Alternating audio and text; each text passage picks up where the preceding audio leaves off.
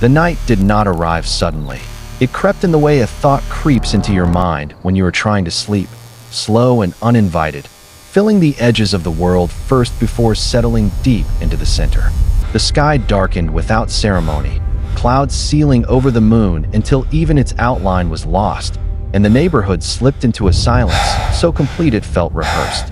No wind, no distant traffic, no barking dogs.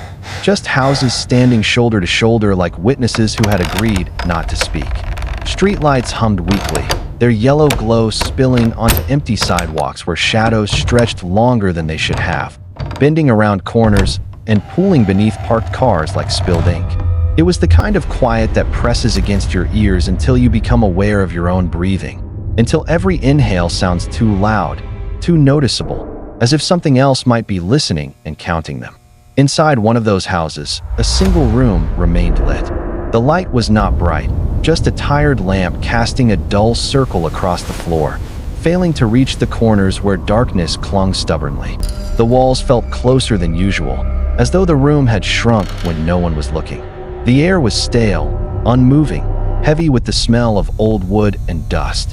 He sat on the edge of his bed, spine stiff, shoulders tight, his hands resting uselessly in his lap as if they no longer belonged to him.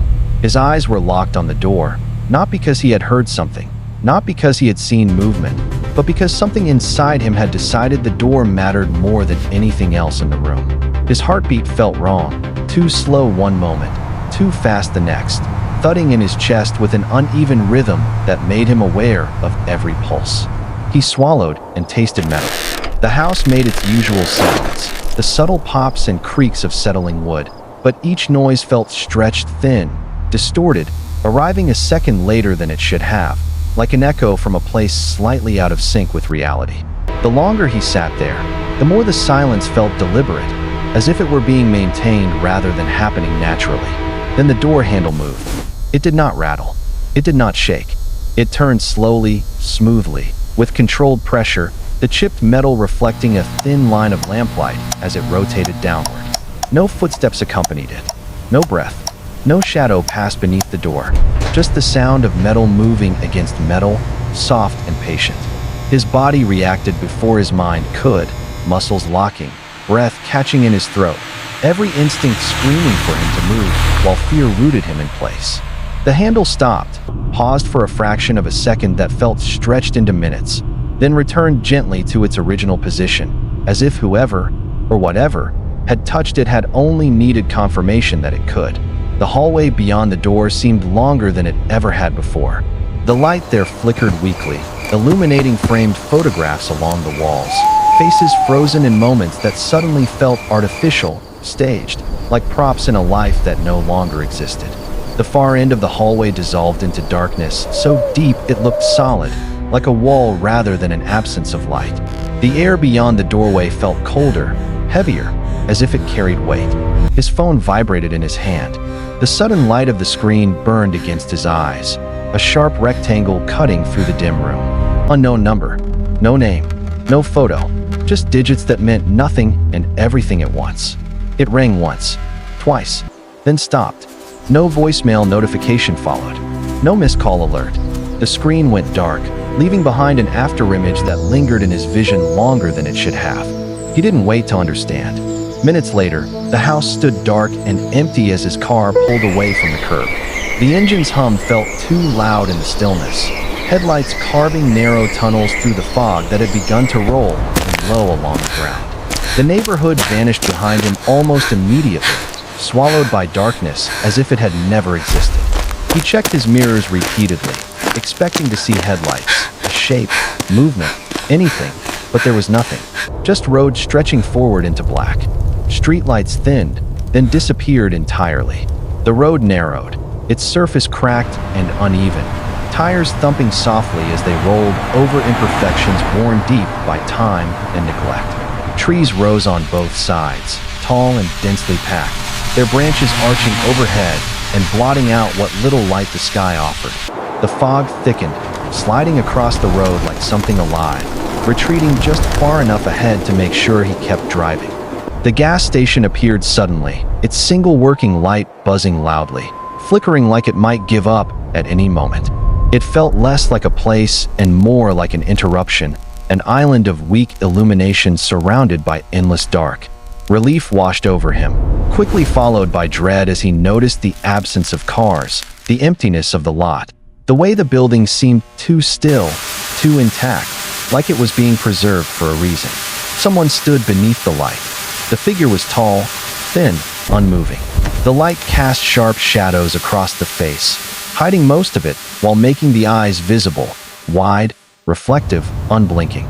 The clothes looked outdated, worn thin in places, hanging loosely as if they belonged to someone else. When he stepped closer, gravel crunching under his shoes, the figure did not react, did not shift weight, did not breathe. It simply watched.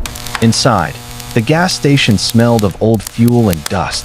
Shelves stood half empty, labels faded, products untouched. Fluorescent lights hummed overhead, bathing everything in a sickly glow.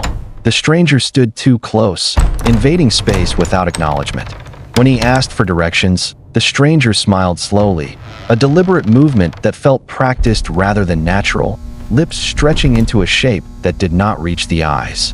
The voice, when it came, was soft and flat, giving instructions that led only one way, forward, deeper away. The road beyond the gas station narrowed further, becoming less a road and more a path carved reluctantly through the forest.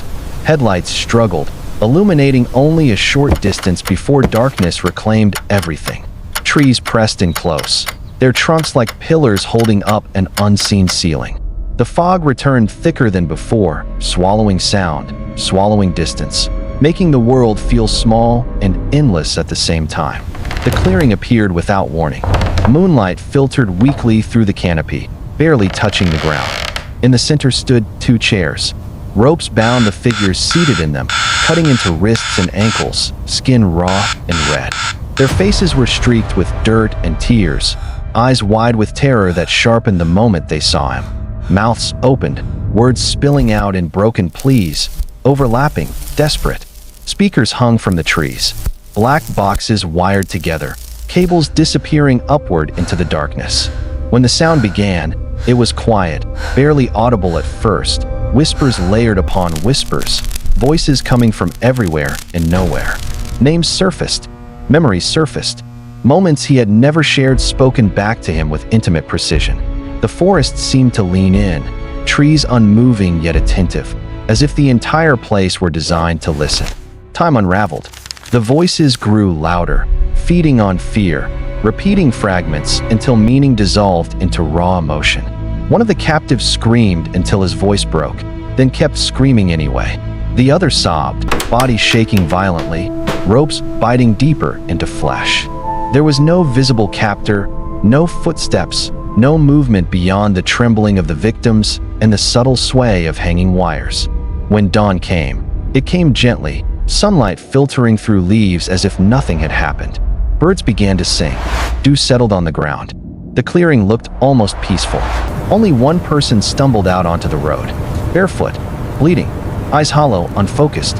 Whatever had happened in that forest had hollowed something out that could never be filled again. Questions went unanswered. The forest returned to silence. The speakers remained. Days later, the city welcomed him back with noise and light, but the quiet followed him anyway. It settled into corners, lingered in reflections, whispered in moments between thoughts. When he moved into the apartment building, the smell of old concrete and damp air greeted him immediately. Most windows were dark. One flickered occasionally, high above. Room 317. The key was heavy in his hand. The hallway outside the room felt narrower than the others, the walls closer, the ceiling lower. Inside, the room was small, sparsely furnished, a bed, a desk, a chair, and a mirror mounted where it could see everything. The glass was dark around the edges, as if something had pressed against it repeatedly, wearing it thin. The first night passed quietly. The second night, the clock stopped at 3:11 a.m. The air changed, becoming thick, electric, charged with something unseen. From beneath the bed came a soft sound, not quite a scratch, not quite movement, more like something testing the limits of the space it occupied. By morning, 3 marks appeared on the floorboards, parallel, precise, carved deep into the wood. Recordings captured sound where silence should have been. Whispers layered beneath static. A child's voice, close enough to feel against the ear, speaking words that didn't belong to any language he knew but somehow felt understood. The mirror lagged. Reflections blinked late. Smiles stretched too long. Eyes lingered when he looked away. Sometimes, when he turned back, the reflection was already watching him. A note appeared taped to the door one morning. The paper yellowed. The ink smeared as if written in haste long ago. The message was simple, uneven, urgent. Leave. He left. Weeks later, the light in room 317 turned on again. A silhouette moved behind the curtain, slow and deliberate. The forest waited. The gas station light flickered. The street returned to silence. And somewhere, in a quiet house, a door handle turned. Slowly, patiently.